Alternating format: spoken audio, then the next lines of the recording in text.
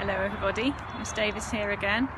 I thought I would make a little video for you so that you could be thinking about some forest school things that you could do during the summer holidays. First of all though, I've just noticed behind me here on this plant some caterpillars. So let's see if we can have a look at them. Now, this plant is called Solomon Seal, and if you can see, these caterpillars have been extremely busy eating it. There, look, are some of their eggs. Can you see on what's left of that leaf? Now, over here are the caterpillars munching away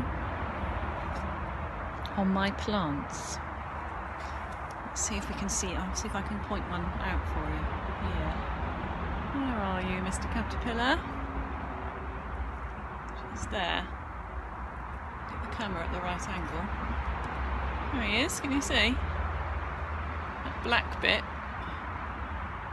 So they have eaten their way, a bit like the very hungry caterpillar. These are extremely hungry caterpillars. This plant normally has beautiful leaves that arch up and hang down like these big ones. So these jolly hungry caterpillars have eaten a lot, which is a bit of a pity. Never mind, let's put you back there. So, what are you going to be doing during the summer holidays? Some of you might be lucky enough to be going away. So if you're at the seaside, can you do any forest school things there?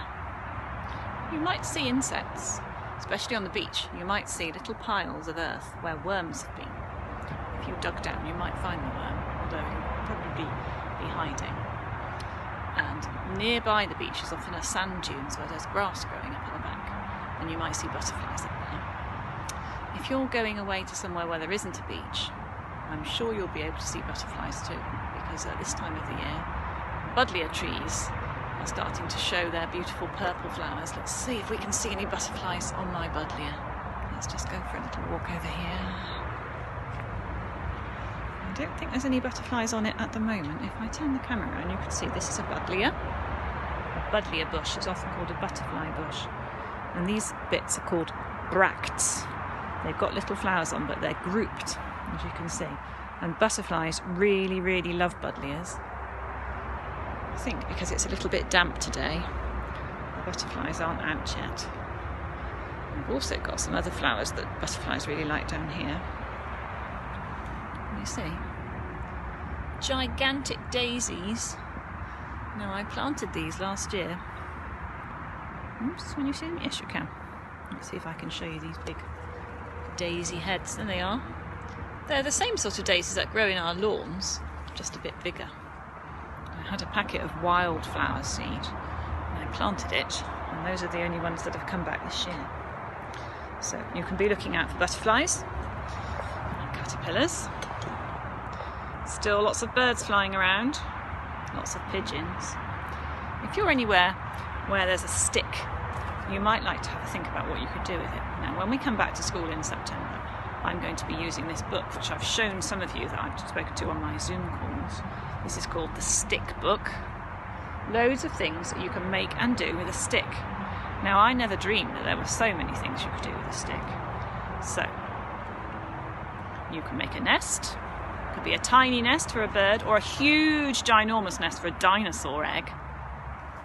You can make a dream catcher. If you don't know what a dream catcher is, it looks a bit like that. So you get some sticks and wind them together, and you can hang it in your window. There are loads and loads of things you can do with a stick. You can make a wand. Lots of different kinds of wands you can make. You can make, and I know some of you have done this in forest school, a bow and arrow. You just need a bit of string. So see what you can do with a stick, and I'd love to hear about what you've been doing. If you're staying at home in Gloucester, there's still things that you can do and have a lovely holiday. I wonder if you've been to Robbinswood Hill. Robbinswood Hill is part of the work that goes on there as part of the Gloucestershire Wildlife Trust. And I'm a member of the Gloucestershire Wildlife Trust, and they sent me a lovely magazine. Lots of ideas about things that you can do.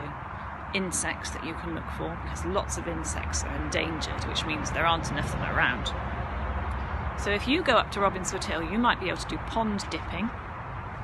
There are all sorts of things you can do. You can find lots of piles of wood where there might be wood lice, and be careful Remember, when we're at forest school, we are respectful, aren't we? And we know that habitats where animals are need to be respected. So if you pick something up, you need to put it back again. You can look out for ladybirds. If you've got a garden, I'm sure you'll be able to find lots of things that you can do to help your parents or whoever you live with in the garden.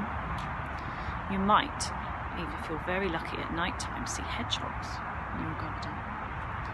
So I hope that whatever you do during the summer, you have a lovely time. I'm missing you lots, and forest school is missing having all the children too. So take care, stay safe, do some forest school things, have fun, and we'll see you in September. Bye.